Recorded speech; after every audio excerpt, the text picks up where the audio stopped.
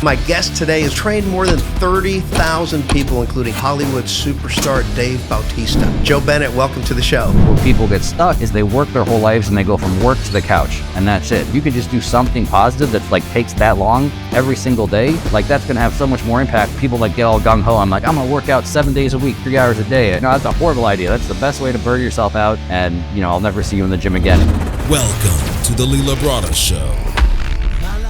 Welcome back, everybody. My guest today is one of the leading experts in the country on building lean muscle. Whether you're an athlete interested in competing or just looking to lose fat and build muscle, this man can help you. He's known as the Hypertrophy Coach, a name he created to describe what he actually does, which is coaching people on how to build muscle.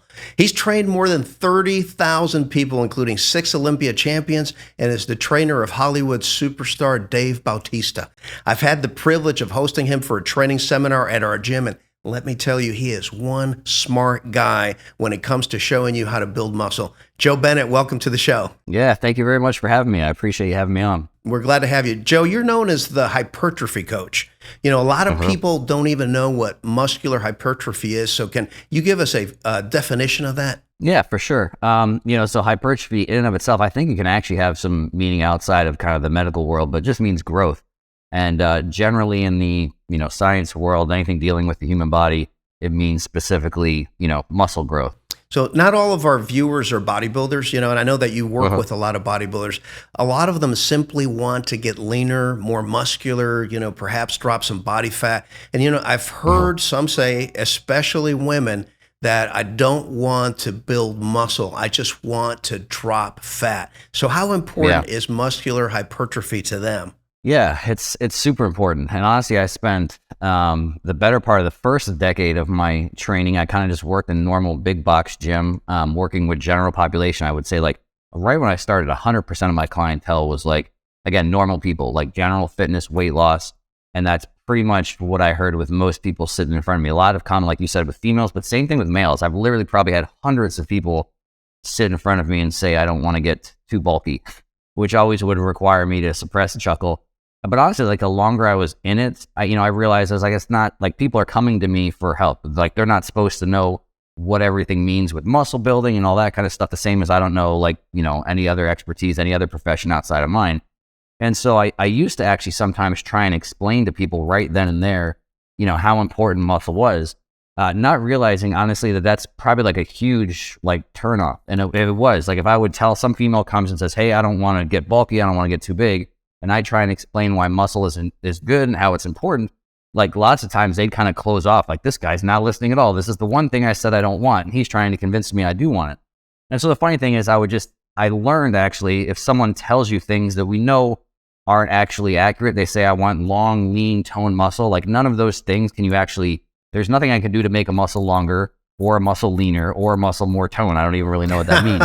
But I do understand what they want. They understand this look. And they're just trying to clarify to me, when they think muscle, they think of a pro bodybuilder. They think someone probably of a bodybuilding stage. And I can completely understand a normal person not wanting to look like that. And so, I would always joke then once I would train someone and I'd train someone long enough, they would eventually convince themselves or understand, how important muscle was. Because honestly, one of the biggest differences I think as people age is with people have good genetics and people are really young in their 20s, their 30s or whatever, it's you don't really know if somebody looks good because they have good genetics or because they actually work out that hard or whatever.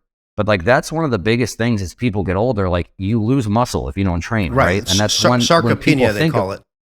Yeah, and when people think of someone, I've had female clients describe to me someone they want to look like. They'd say, I want to look like this person or that person.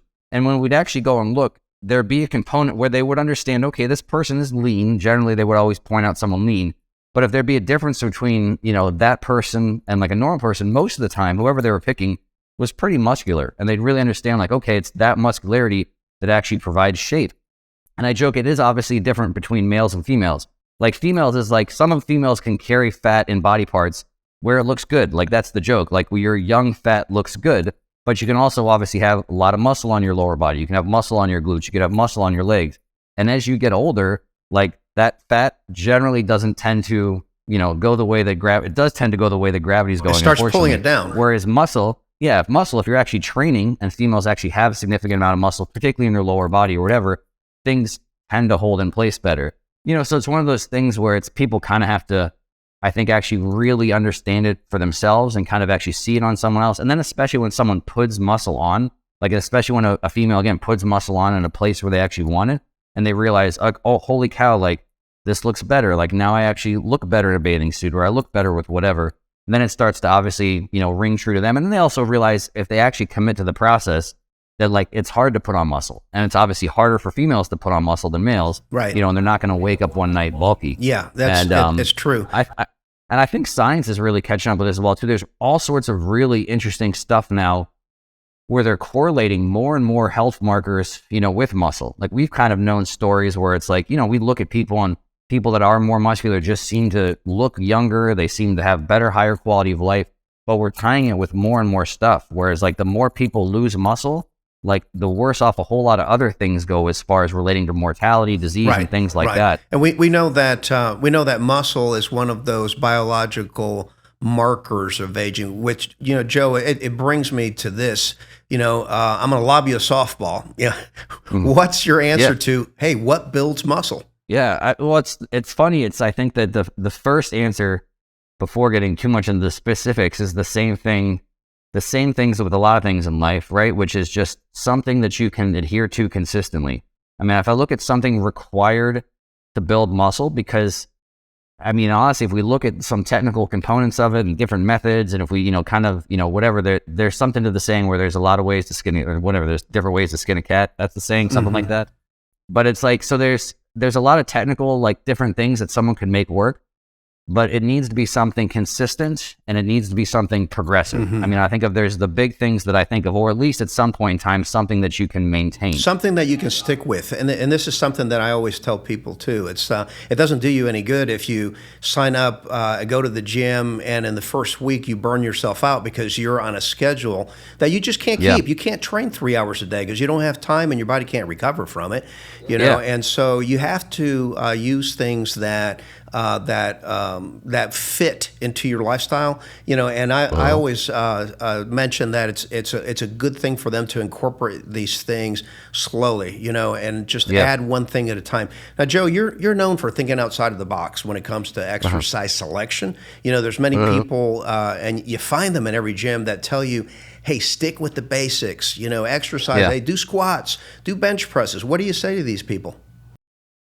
It's like a lot of things. I think it's a very nuanced discussion, and I think there's both sides to that. So there's some truth to that, right? So if I was going to have, and we'll call it a normal person, where they're going to be in the gym, like we said, let's say they start with something that's very, very realistic. Like again, I'd have a normal person that would work out twice a week for half an hour. Like if and honestly, that's a great place to start, because most people, like if you can, all right, we're going to set this time aside, we're going to do that. I've seen people produce some pretty good results, because obviously the gym's a part of it. But especially if someone wants to lose some body fat, outside of the gym is honestly the bigger part of it. But inside the gym, if it's like just something we can do consistently, even twice a week to start, and progressively, people can change their body. And so the truth that I would say is, like, if someone's going to choose, I'm in the gym a half an hour, I'm going to do 5 exercises for my workout today, would I have someone maybe do, if it's between either a leg extension or some sort of squat, which would I choose? And there's some truth to the fact that if I literally only got to choose one leg exercise, I'd probably pick the bigger thing, right? Because if I'm doing a leg extension, which can be an awesome exercise and a great thing for quads, but someone else that they don't really care about quads, they care about, I'm coming in here, and if I can do something that works for my quads, my hamstrings, my glutes, my adductors all at once, that might be more efficient, So there's definitely some truth to, these bigger movements, some of the basics. There's some good things about them, and obviously efficiency is one of the big arguments. Right. I think the pitfalls where people get stuck is they feel like they have to do a specific thing. It's like, I have to do a barbell back squat. Right. And on that same example is like, I wouldn't have, if Mrs. Jones isn't comfortable doing a barbell back squat, I can think of maybe, 50 different options that are pretty much the same thing as far as her lower body is concerned. They're still going to work your quads, your hamstrings, your glutes, your adductors all at once, but it could be a machine, it could involve something else. And so that's kind of the balance, I think, between those two, where people, tend to go all or all in on something instead of just kind of understanding what the concept behind that statement is. And, bodybuilders are notorious for that. A lot of them say that, hey, if it worked for 8-time Mr. Olympia Ronnie Coleman, then this exercise must work, and I've got to stick with this. And Joe, you've said that your workouts should not be guided by emotions or tradition. So I guess that brings me to the matter of this. How do we define what works? You say, ask yourself, does this truly work for me? So let's talk about that. Yeah, and I mean, some of it's tough, right? Because it's like, what in life wouldn't you look at there's a pattern of success to try and guide your direction, right? So it's the same in anything in the world. It's like, hey, that person's really good. If I want to play basketball, let's look at what Michael Jordan did, right? Or something like that. Right. So again, you that's the thing where it's tough, because obviously if you look at any Mr. Olympia, they did something right. I would never completely throw out and say, well, because of genetics, we shouldn't look at anything they did. No, that's not true at all. Mm-hmm. But because of genetics, we have to realize, obviously, that you're not going to necessarily get the exact same result that they did doing the exact same thing that they did. And so it is kind of tricky. But honestly, some of the most basic stuff, which is the most common sense in my opinion, but bodybuilders don't listen to, is like, if it hurts, don't do it. If you don't, Joe, let me inject something right there. Because that is so wise. What you just said, it's so smart, and it is something that I feel that to this day. I'm 63 years old now, and so I was competing 30 years ago. But back in the day, whenever I got to a point that an exercise hurt my joint, it's not burning in the muscle, not the good kind of pain that you get with the lactic acid buildup and whatnot, and the fatigue. I'm talking about if I had a joint that was hurting, I would leave that exercise. It didn't matter if it was a core exercise. I would go to something else and I would work around it. And because of that, to this day, I haven't had any issues with joints, even though I've got training partners, numerous of my training partners that have had knee replacements and hip replacements and that type of thing. So I just wanted to emphasize for our viewers how important it is to listen to your body when it comes to like real injurious pain. For sure. Yeah. And that's where there's like, this is what, I mean, honestly, I love training people one-on-one. It's one of my favorite things. It's my passion is to work with people in person. So there's some times where, unfortunately, some of this I think gets a little bit tricky, but some of the main concepts that anybody I think could take would be one, like we just said, where it should be obvious, but unfortunately it's not. And I've done the same thing. Like honestly, earlier when I was younger, especially in my late teens, early 20s, there were movements I thought that I had to do. And in spite literally having like these little nagging injuries that I would get from them over time, I still kept doing them because again, I felt emotionally from a tradition standpoint to be hardcore, I had to do them. And so, the things that common sense things people should ask themselves are, again, if it hurts, don't do it. Right. And then also there is this component for sure, the bodybuilding. I always say the thing that bodybuilders have figured out that the entire population, I think, would benefit from figuring out is that training's an internal thing. I mean, everybody thinks, you have, again, the average Mrs. Jones, if you say, okay, I'm just moving this bar from here to here, that's not the right thought process. You're not moving a bar in space, unless you're literally an Olympic lifter. Like, the goal is to move the bar from here to here for it to count. If you're anyone outside of someone whose sport is lifting weights, then you have to realize the whole thing of weightlifting is to have this internal response. And so there should be some common sense guidance of if I'm choosing this exercise to train my chest, to train my shoulder, I should feel it in my chest. I should feel it the right way in my shoulders. And so if I'm doing an exercise that's a chest exercise and all I feel is my triceps and shoulders, it's not a chest exercise for you. Just because it's written in a book as chest exercise, your body doesn't understand that. Speaking to that point that you just brought up about a particular body not, liking a certain exercise. From your perspective, how big of a role does genetics or the way in which your client's body is put together determine exercise selection? It's a pretty big thing. I mean, there's going to be, you train enough people. I always joke where there's, in the industry, there's trainers that will really sell things are customized. Which is, there's obviously a big component of truth to, which we're talking about, is different exercises work for different people. At the same time, if I have somebody coming in, it's day one, I kind of have an idea of these are probably going to be some good options to start with, right? But then obviously, even if this works for 90% of people, I have to realize that might not benefit this one person if they're that 10%, or even if they're that 1% or whatever it is. So there definitely are some differences as far as like big things. Big things are, limb length. I mean, some people, like, again, you look at someone like Tom Platz and everyone looks at how he squats, and that's what everybody thinks about when they want to squat. And there's people that because of their proportions that they have, instead of having Tom Platz have these little tiny short femurs, they've got these long legs and they might have a short torso. They're like an accordion when they try and squat. Everything just folds as opposed to being this nice, pretty straight up and down thing. So between limb length, there is some structural differences. If we look at certain joints, how your shoulder basically literally sits in the side of your scapula, how your femur sits in your pelvis. There are differences from person to person. So yeah, it's definitely things where there'll be people that, there are for sure people that are just built better for things than others. So again, there's a reason Tom Platz could squat the way that he could. The people that are world record bench pressers are built for bench pressing, right? So it's kind of the same as a lot of things in life. So yeah, it's really, really important that there is some degree of customizing. And I think that's a nice thing that we've actually had. It seems like overall a good trend, I think, in the bodybuilding world, and obviously other people can benefit from it in the past 10 years. And obviously people like your son are a perfect example, where we have now really successful, massively, huge bodybuilders that are also at the same time, realizing and proof that I don't have to do this thing to obviously look, I produce this much muscle or have this physique. So that's right.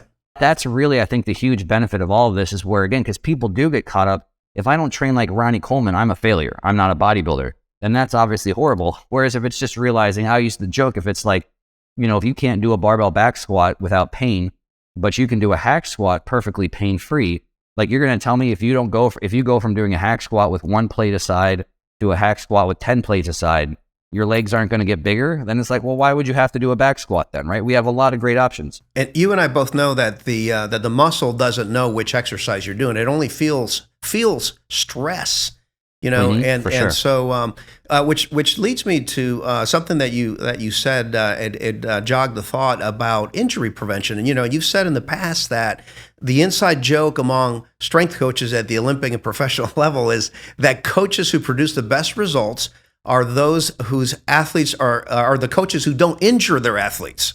So let's talk about what causes injuries. I mean, is it overuse? Yeah. Is it loading? Let's talk about the impact of exercise on our joints. Yeah, I think that's a joke. I actually think it was one of, my thing is maybe Michael Jordan's strength coach, where people are like, what was the secret? What was the magic? What did you do? And he's like, my whole job was just not injuring him, right? And that's it. I mean, honestly, and that's the joke again among strength coaches. You've already got the genetic elite. They do almost anything they're going to put on muscle. Just make sure they're doing things where, again, you're trying to build them up, get them bigger, get them stronger, more resilient, because they're likely to get injured on the field. If you injure them in the gym, you're fired, right? I mean, who knows what else could happen if you actually injure Michael Jordan or someone in the gym. So yeah, I honestly think probably the number one thing, there's lots of contributing factors, and recovery goes into it, how people are when they're coming into the gym, even things like we think about physical stress, but emotional stress, mental stress, all that can play into it. But if I had to say the biggest thing, it honestly probably is poor exercise selection, where it's most injuries, and there's some exceptions, but most injuries, especially in the bodybuilding world, it's repetitive stuff. So it's like people have signs, right? Where it's like something starts to feel uncomfortable. Like you said, you feel something in your elbow, but you're like, just kind of work through it. And then it's kind of, just work through it. It's not too bad. Most of those things, as you and I both know, is like if you start to get something and you don't change something and you keep going, it only goes one direction. Right. It only gets gets worse. It doesn't get better. Yeah. And so there's other things. I think sometimes people, especially like, again, I'm never one to point at weight. Some people like, people training heavy are just asking to injure themselves. And I was like, if that were the case, I don't know what number I would write down that's the injury number, right? Right. So something that from a normal person, like, oh my gosh, they deadlifted this much. That's so dangerous. And I was like, that could be nothing for them. I mean, their body's been preparing for that for 20 years. It might seem crazy for someone outside, but the weight itself is actually not really dangerous for them. That's what their body's been getting acclimated to for a long time. But with the heavier weight, I think can amplify things or magnify things that maybe people aren't doing properly. Like, again, taking their time with warm up, taking their time with everything outside the gym. I honestly think of times where people, because they were working with someone else and they wanted to do something cool or hardcore, they skipped a workout or they jumped to a weight they've never done before. Right. They did an exercise they've never done before. Or they came, in our world too, people, they travel a lot. So they came off of a bad travel. They were dehydrated. They're out of their normal schedule. They didn't get sleep. And so, those are things that long-term, the most people I think have issues with is poor exercise selection. But there are a lot of other factors to consider as well too. And especially as you get higher up, especially again, if you are doing heavier things, you're doing harder things, you're doing more intense things, I think they can amplify or magnify those little mistakes that you're making. Where again, if we're talking to Mrs. Jones, if she's not as hydrated, she's probably hasn't been hydrated in 20 years, unfortunately, right? Right. So it's like those little things might not make as big of a deal for the average person, but there's always the context of, who we're talking about. And I think, there's, like you said, there's a lot of stuff that goes into being prepared to be ready for the gym and then also to be able to recover from what you're doing in the gym. Exactly. Joe, that leads me to this. You have an ebook. It's an excellent ebook called The Mobile Meathead. Now, it's about mobility prevention. Mobility work, and injury prevention. And, not everyone considers themselves a serious bodybuilder or a meathead, so to speak, but many are weight training. And what are some of the things the viewers can do to minimize the risk of injuries while actually exercising? Yeah, I'm going to say, honestly, I've had a lot of exposure to really, really good, I guess for lack of a better word, I call people that are more like therapists, people that are, and I've done some certifications, more the kind of the therapy, route, more the kind of like we're saying mobility, things like that. And a common theme, this sounds somewhat complicated, but it's not. And this was kind of the stem for me creating that ebook more than anything else, is if you can take every joint in your body through its full available range of motion, and this has nothing to do with using weight, has nothing to do with an exercise, as often as possible, that's probably the healthiest thing you can do. Okay, so let me stop you there for a second. Listen up, guys, because this is really important. What Joe is saying, is that if you make sure that you are using full range of motion on all of those joints, this is something you got to keep in mind as you get older and you're exercising, so that you can stay healthy. Yeah. And it's a simple, so again, that can kind of seem daunting for the average person. I give a million little examples on this. I went through there's a group called Functional Anatomy Seminars. I did a certification through them, and they have something I think they call it like the daily ritual, where they literally, it takes probably 8 to 10 minutes where you literally go through every joint. And it's like, if I'm doing my shoulder, it's okay, can I take my shoulder through its full range of motion? Literally just like this. There's no exercise, there's no bands, there's no nothing. It's like, okay, my shoulder's done. Okay, the same thing with the hip. And again, it literally takes 8 to 10 minutes. And if of everything else, then that same group has a lot more technical stuff. They work with a lot of UFC fighters as one of the biggest demographics. Someone that's going to get their arm in a crazy position behind them, ready to tap out. They'll do cool things to let's strengthen these extreme ranges of motion and things like that. But they even say of all the other stuff that they do, that's probably their most powerful tool, is if anybody did that, the quality of life, I think, would be so much higher. And so literally my ebook is like, how can I get meatheads just to do something like that? And so within it, I kind of broke it up by body part, where it's like, okay, if you do, 2 to 3 minutes of this before push day, or 2 to 3 minutes of this before lower body day, over the course of the split, you're doing that. You're doing your entire upper body, moving through a full range of motion, again, with no weight. It doesn't fatigue you for your workout. If anything, it just helps you warm up. And I always use the example, like people don't think how easy some of this is. But I've seen, again, with general population, this is the thing that's actually sad to me, is if as soon as you get to people that are 50, 60, 70, I can't tell you how common it is. If you say, how high can you just raise your arm up? And this is it. I mean, this is the average 60-year-old is probably something like this. The average 70-year-old, maybe even lower. And if they can't, and then they're working with, all right, well, how do I get stuff off the top shelf? And this is when you get people that are doing more stuff through therapy and occupational therapy and just trying to have some quality of life. And there's exceptions. So sometimes people have osteoporosis, osteopenia. Obviously, you can actually have bone degeneration where bones fuse, and that's a completely different thing. I'm not speaking to that. But there's some people, literally, it's like, unfortunately, a lot of people, they work their whole lives and they go from, and that's it. And then as soon as they retire on the couch.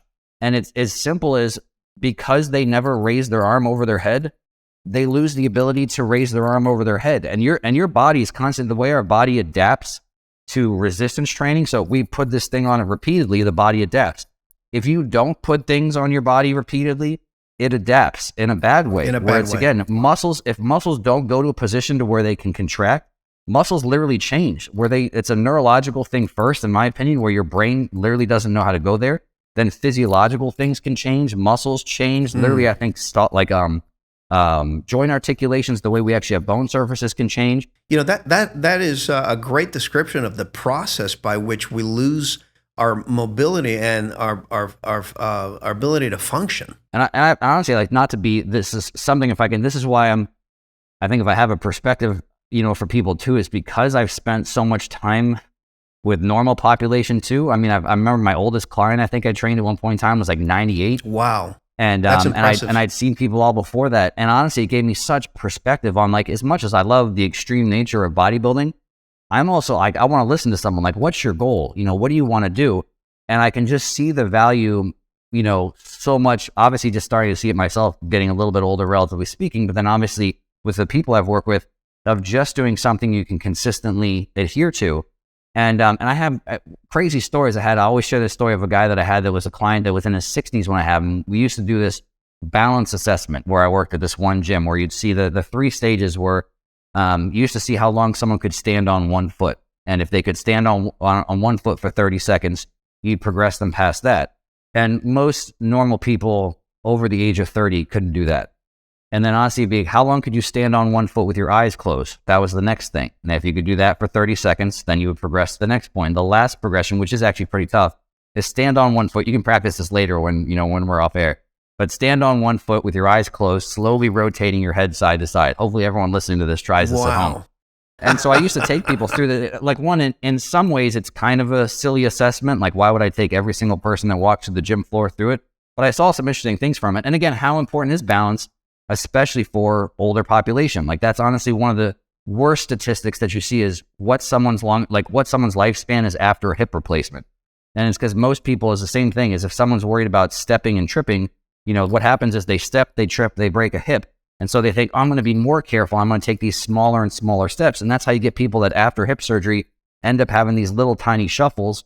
And as a result of that, they lose even more proprioception. So the next time they take a step that's, 6 inches off of where it used to be, and now they're not even used to that and they fall again. Wow. And so back to the balance thing is, I had this guy that was in his late 60s that did all 3. He literally he could stand on one foot with his eyes closed, slowly rotating his head to side to side. And I think that when I saw this, I was probably 25 years old or something. And I was just like, holy crap, I've literally never seen anyone make it all the way through, let alone someone in your 60s. And I asked him, because I think he was like a software engineer or something or whatever. And I was like, did you play sports? Were you a gymnast? He's like, no, I'm really unathletic. And I was like, well, is there anything you can think of that helped you do that? He goes, yeah. He's like, I know why I can do that. And I was like, why can you do that? He goes, he was in the Army. I believe it was the Army. He was in the military. He's like, I had a drill sergeant that when I was 18 years old or 19 years old in the Army, he said, every day when you wake up and put your socks on, he said, do it standing on one foot. And so he said, stand on one foot, put your socks on. He goes, do it every single morning of your life and your balance will be good. The drill sergeant told him this. Was obviously at this point in time when I had this client. This is probably 60 years ago or something.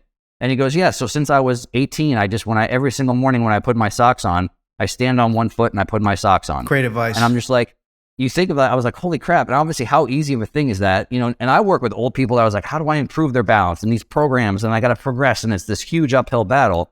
Whereas the best way to have your balance is to do something, 50 years ago and just keep doing that thing your entire life. Right. And I think it was a crazy story for me to see. And it really clicked some light bulbs for me where, again, that's why adherence is everything. If you can just do something positive that's takes that long every single day, that's going to have so much more impact than, like you said, I'm like, people get all gung-ho. I'm like, I'm going to work out 7 days a week, 3 hours a day. And I'm like, I'd be the trainer. I'd be like, don't do that. Yeah. They'd be like, don't do that. I was like, no, that's a horrible idea. That's the best way to burn yourself out.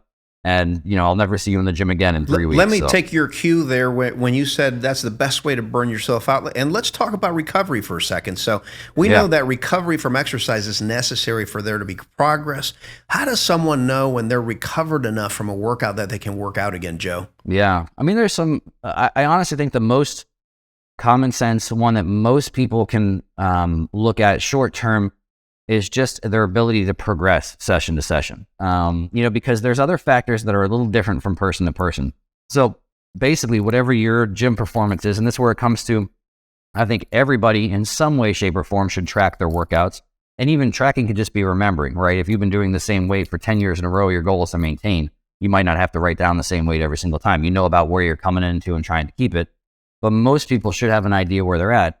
And if you ever just keep coming to the gym and all of a sudden, for no apparent reason, you can't even maintain or you start to regress, that's probably the easiest sign that you're not recovered. And that could obviously be a whole bunch of stuff. And then I think other factors are important. Obviously soreness is a thing, but that's not everything. I mean, there's been times, and I think soreness turns out is very individual. So there's some people that just get more sore than others. There's some people that seemingly never get sore. And there's some people that can actually be a little bit sore coming into a workout, but still progress just fine and put on muscle long term. And like I said, there's some people that still are putting on muscle over the past 10 years and haven't been sore once. And so, if there's something, I guess, different from your normal would be something to look at, right? So if you're the type of person that's normally this sore, and then all of a sudden you're coming into a session and you're this sore, then that might, for you indicate that you're not recovered, or just something, like I said, drastically different. So those are probably some of the big things. Okay. Energy levels, I think, are important. Like when you wake up in the morning, if your sleep is normal and you're doing kind of stuff normal, but you still feel like you kind of got hit by a truck, your recovery might not be great, obviously. And then if there's obvious stuff people need to look at, like if you had, I think there's a million different reasons for this, but I think about when I had little kids and babies at home, it's like if I had a night of sleep that had woken up 6 times because, a baby was up all night, I'm not recovered, right? Right. Which doesn't mean you can't We've- work out. We've been there but it for means- fathers. Yep. Yeah, but that does, man, I've had so many dads ask me that because they know I have kids and they'll be like, I've got a new baby at home. Like, how do I adjust my workout? How do I do this? And I was like, you got a new baby at home. Like, your workouts get a timeout now. And honestly, like, some people, they don't want to hear that. They want me to give them some magic thing of like, how can I still progress waking up 6 times a night?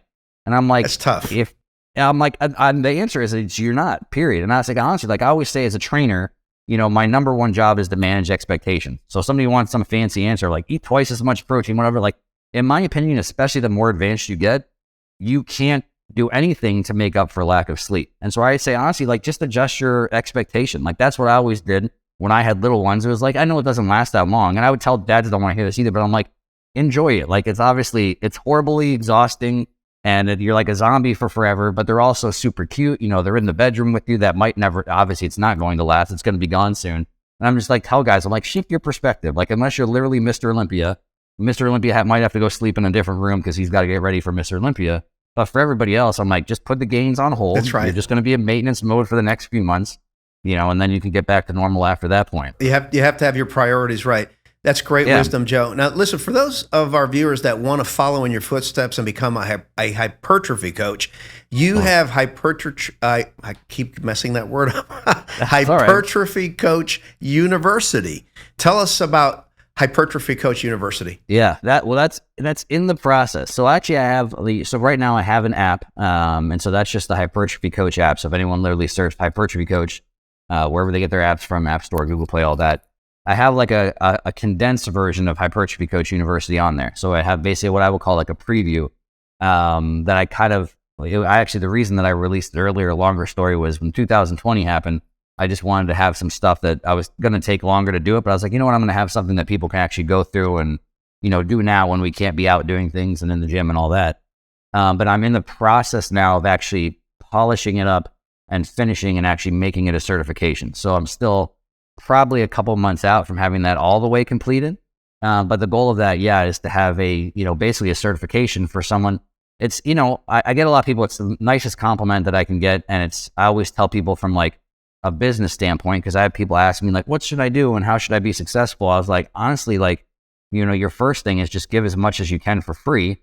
And then when you're giving stuff for free, the people you're telling, they'll tell you what they want more of. And that should be your product, right? And so I honestly I would have never thought about, hey, I'm going to do a certification.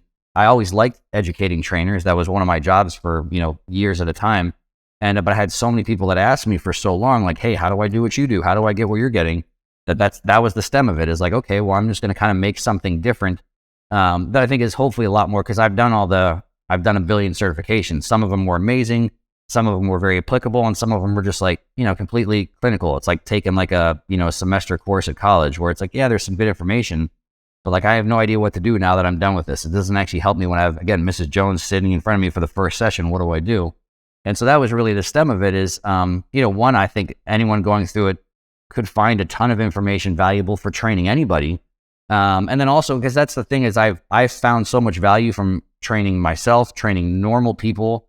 And then obviously it's a lot of that just carries over to, these high level people. People are like, well, what's different when training these people? And there's some things, obviously, when you're training, Olympians and pro bodybuilders and things like that. But a lot of it's the same stuff, just amplified, obviously just different goals. Right. And Right. So that's the goal of the certification really is, again, coming from a nice compliment of people giving me like, hey, I want to do what you do. How'd you get where you get? and making a certification, around that. And some of the certification honestly I center a lot of it around a little bit of literally the things that I did, but also the people that I worked with along the way, the other trainers I worked with along the way, where it's not so much just here's these things written down and here's this protocol. Someone has this, do these 10 things. It's more so really going through, here's all these concepts and principles applied. And there's a lot of, honestly, like the goal is a lot of storytelling in it, where it's like not so much just, again, this non-applicable stuff. It's literally, if I'm going to teach you something, there's literally going to be a story attached to it of here's where this was applied to someone, where I think that's people learn better that way. You'll remember a story better than you'll remember this random principle. And then I also think that it kind of validates it, because like a lot of things in our industry, in any industry, I think a lot of people you can say things that sound really smart and are really fancy or whatever. And then even when I'm watching this, I was like, yeah, but like, have you ever actually done these things with someone or lots of people? Because some things might sound great on paper, or they might test well in the study, but what do I actually do this again with Mrs. Jones or whoever in front of me? And so that was kind of the idea behind that as well too, is how I really wanted to teach it, was something to make it a little bit more, actually like take home, value from it, actually seeing the value of how this could help people. It's a great concept. And I would encourage you guys to check it out, because it's going to be an amazing certification. Joe, I'm going to ask you something personal. I'm a Christian, and your Instagram bio states that you're a Christian father, husband, and career coach. Will you talk about the role that your faith plays in what you do each day? Yeah, it's honestly everything. It's the most important thing. And I think I've had people, I think, from the outside, which is good if it starts a conversation. I've literally had people be like, why did you put Christian first? And be like, people like, you put Christian before wife. That would really upset my wife. How does your wife feel about that? And I'm just thinking, like, you don't think my wife knows that I'm a Christian? You don't think that that's the reason why I'm with my wife? So it's the stem of things. And again, I understand when some people you start to have, what people will look at as a religion talk. I don't ever want it to come off as, preachy or me really saying, hey, here's what anyone else should be doing. It's the guiding important thing in my life. And I think that the things that when everyone asks me about the things I'll talk about, which hopefully everyone can relate to. And obviously if it translates to someone actually looking into something more and hopefully thinking, what's this Christianity thing about? I mean, that's amazing. But at its core, the stem is for me to try and be less selfish and be more selfless. And I think that's really the stem of Christianity. If we're looking from an action standpoint, is those things. And I tell everybody, again, when people say that, again, the outside view of a Christian is because I'm putting Christian there, implying that I'm really good at stuff or I'm a really good person or whatever, which I say is like, unfortunately, probably the opposite. I mean, in some ways, obviously, I think if there's something, hopefully as a Christian, I'm moving in the direction of trying to get better. But if anything, I think I'm just more aware of all the places that I mess up or fall short compared to maybe a normal person. Where again, I think I know that the stem of problems in the world come from selfishness, from little things to big giant things. And I think, again, if I'm at least aware of those things, I can hopefully move a little bit more in the right direction. And so I really attempt to obviously have my priorities be that, and obviously stems right into the next thing, which is my family, which again, if I'm trying to do stuff, it's for them first and foremost. And then obviously, extending to my passion and what it is as well too, obviously, is helping people and training people and all that. And that's been a big evolution, because honestly, like, I'm sure it's similar to some of it when you were starting, maybe, I don't know, but like when I started, it was like, I just like working out. I like working out. Like, I like getting stronger. I like trying to get bigger muscles. I like trying to look good. And even when I first started training people, I just joke, I tell people, I don't know if this is good or bad. I still tell people it's good or bad. It's like, I'm naturally more of an introvert, actually. I'm naturally not very empathetic. Like, I know some amazing people around me that are just like these naturally empathetic, compassionate, caring people. I'm like, man, these people are amazing. Like, that's not me. And like, even when I started working with clients, I mean, that's maybe sounds bad or whatever, whereas like, you're a 22-year-old kid, your first client is like, how much do you really understand about how important some of this is to people? Like, how important is it for someone to get their health back, to feel good about the way they look and things like that? And it's honestly something that I kind of had to like grow into and learn. And as I got older and obviously could really, really see the impact outside of, hey, my biceps bigger, or whatever.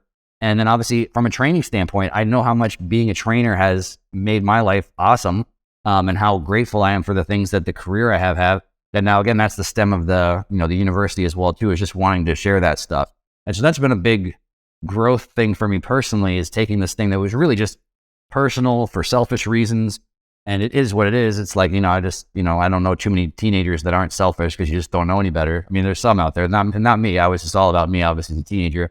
But it's been cool that that's actually evolved for me, obviously, from something that I just like to a profession. And even when I started the profession, honestly, not really quite getting it, the impact of it as much. And then as I've gotten older and been lucky to help more people, like see the positive impact of it.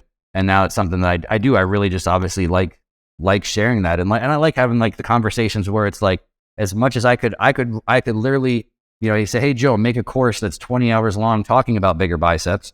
I could make the course. I could talk 20 hours just about biceps, but I could also have a conversation with Mrs. Jones and say, well, who cares about biceps? Why would you ever be concerned about biceps? Maybe you do one curl once a week and you're good to go. So I like the spectrum that exists within this weightlifting thing and where it exists and how it can affect, everybody that's on that spectrum somewhere different for their goals, That's well said. Thank you for sharing that, Joe. Now, Joe, if our viewers want to find out more about your programs and about you, and certainly, guys, I would recommend that right away you check out Joe's Instagram and follow him because it's incredible. I do. And he's got incredible exercise tips there. But I know, Joe, that you got so much more. Where can they get information on you? What's your website, your Instagram, your social media? Yeah, so if anyone wanted to like dip their toes in, like Lisa, the best is probably just Instagram. Is my, and it's just Hypertrophy Coach. So if you search, which is spelled Hypertrophy Coach, that's where I probably am the most active on social media, the most consistent, up-to-date information. So I would say like, if you'll find out if you like my stuff or if you don't like my stuff real quick, follow me on there. Then I do TikTok as well too and stuff. And then honestly, I have a ton of stuff on YouTube. I haven't been keeping that up super recently, but there's literally hundreds of videos on there that if someone wants more than the 90 seconds on Instagram, there's videos diving deep into a lot of stuff on there. Joe, so what is the name of your YouTube channel? Same thing, Hypertrophy Coach. Yeah, so if you just search Hypertrophy Coach, so that was the good part about, I really tell people I did coin, and when I Googled that term, they didn't exist together and trademarked that. So and that's my website as well too, is just hypertrophycoach.com. And like I said, if you even search Hypertrophy Coach wherever you get apps or whatever. So again, that's a lot of free content, again, with Instagram, and you could get lost on the YouTube for a while if you just want to dive deeper into some stuff. And then my most place for, again, the really, really deep stuff, but also really useful stuff as well, too, is my app. So again, you can find the app through hypertrophycoach.com, or you can go to the App Store, Google Play, whatever. And that's where, like, from a pure usability standpoint, I've tried to make it, again, super user-friendly. We can get on there and you can get like custom macros, so you fill out your goals, fill out, your current information, and here's your macros, and you can track your diet on there. You can follow programs. So I have I think 26, 27 different programs on there, everything from like a beginner, if you want like a full body workout, or if you want to follow programs I've literally written for, Mr. Olympias and stuff, those are on there as well too. Then tons of education. So there's literally hundreds of hours of like deep dive stuff on there as well. And then one of my favorite things I always tell people is there's forums where I have myself and two other coaches that I'm working on there for like the one-on-one touch. So for people that actually have questions, we do audio replies because we can give more detailed answer, and I just like it's quicker than having to type stuff out. So I literally am on there every single day, giving audio replies and stuff. So there's the one-on-one touch there as well too. So I'm proud of the app. It's at a good spot now where it's usable for people that just want to do their workouts and has like a logbook and all that kind of stuff.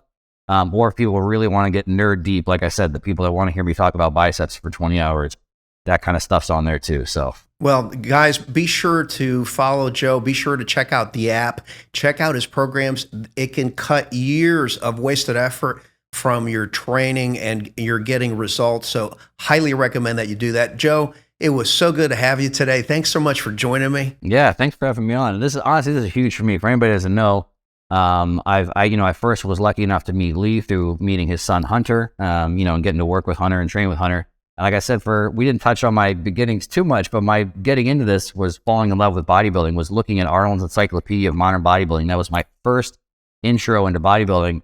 So I was coming into the time and the era where I was looking at pictures of Lee, like, man, like this is still to this day, in my opinion, one of the most perfect physiques of all time. Thank you. And so honestly, I was a big fan of you in the first place, not knowing anything about bodybuilding, but just looking like, all right, this is one of those guys that here's this perfect physique, impressed with, obviously what you brought to stage in your competitive career. And then honestly, it speaks a lot because this is stuff that I think about having kids, but obviously Hunter's a gentleman, just such a great man now, obviously, and just first meeting him when he was a little bit more of a kid, just super polite, super respectful, and then getting to meet you, that I'm honestly more impressed with everything about you aside from the bodybuilding stage. So I really respect, obviously, you as a family man, you as a businessman, same thing, you being open about your faith. So all that's really awesome. Honestly, it's really something I respect you a huge amount for all of your accomplishments on and off the stage. And so anyway, it's obviously cool being able to hang out with you and stuff and get to know you obviously on a personal level. And I'm really, really grateful to be on here because, yeah, at some point in time, I was a 15-year-old kid looking at your pictures in a magazine or looking at your pictures in a book. Thank you for that, Joe. I try to pinch myself every once in a while, remind myself not to just get casual. That's why we have a joke with my training partner's parents. So it's like every day I get to, train with parents and, people that are arguably, he's going to be one of the best posers in the world of all time. Is going to go down to the end of his career as well too. And so I get to do a lot of cool stuff every day. So I try and remind myself I got a lot to be grateful for as well too. So I'm very grateful to be on, getting to have a nice chat with you as well, Lee. I really appreciate you having me on here. Thank you, Joe. I really respect everything that you do. I really appreciate you, and it's a blessing to know you, and it's a blessing to do what we do and to help people and educate people. Speaking of which, help us to grow the Lee Labrada Show by sharing this podcast with one of your friends, and be sure to hit the subscribe button. All right, you guys, stay motivated, get up and look up. God bless you. The Lee Labrada Show. Prison me. Wanna